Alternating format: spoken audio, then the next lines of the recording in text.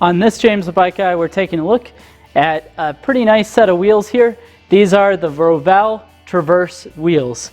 Now these Traverse wheels are not the same as what you would buy aftermarket, and we'll talk a little bit of the difference between the two, but these Traverse come on specialized expert level carbon mountain bikes.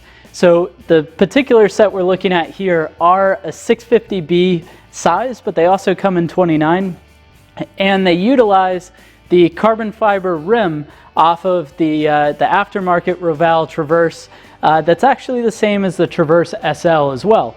But they offer slightly different spokes as well as hubs to help save cost and allow these to get put onto OEM bikes. Now, looking at the wheels, the first things to mention are of course going to be the carbon fiber construction of the rim.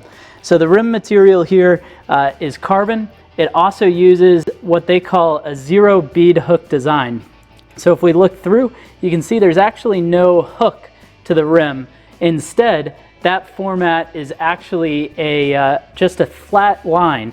And the reason you would care about that, or a flat wall, the reason you would care about that is because these rims actually end up being super strong that way.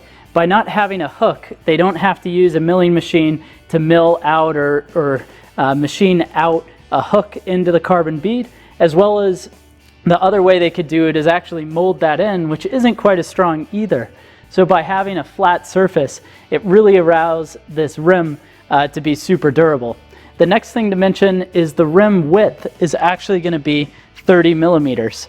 So this is nice because it's going to help handle things like burping of the tire, also allow the tire to get full profile width. What I really like is the actual width definitely comes in at 30.19. The other nice thing is the outside width of the wheel is going to be super wide at 36. Now that means that there's going to be a ton of support, like I said, but an interesting thing is the wider the wheel gets, actually a little bit more susceptible the wheel is to running against rocks or things like that, because the balloon shape, or that sort of almost light bulb like shape that comes around on a tire mounted onto here, is not going to have quite as much protection because the sidewalls of that tire are going to be flatter, which is better for performance. But that's another reason why having that nice strong hookless bead design is important. Now the thing that's going to vary these from, say, the SL version or the aftermarket version is going to be the hubs. So this is actually running just a specialized branded 110 millimeter hub. So this is 15 by 110. Spokes on the wheel are 2.0 stainless spokes. They go to aluminum nipples. And then on the rear, you can see you've got a similar specialized branded hub. This is their 12 by 148 hub.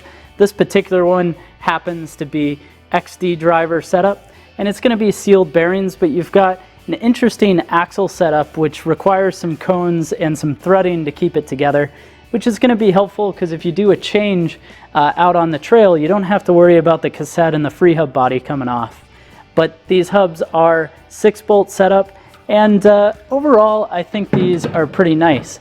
Now one of the neat things about this setup is of course that they are tubeless ready.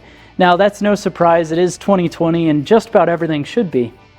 But you can see it's got this very nice tubeless tape that comes factory with these. And you can also run tubeless plugs in here that actually snap into place just above each of the spoke holes. So now that we've taken a look at these Roval Traverse wheels, let's go ahead and find out what these weigh. So with the scale zeroed out here, we'll go ahead and place our front wheel on.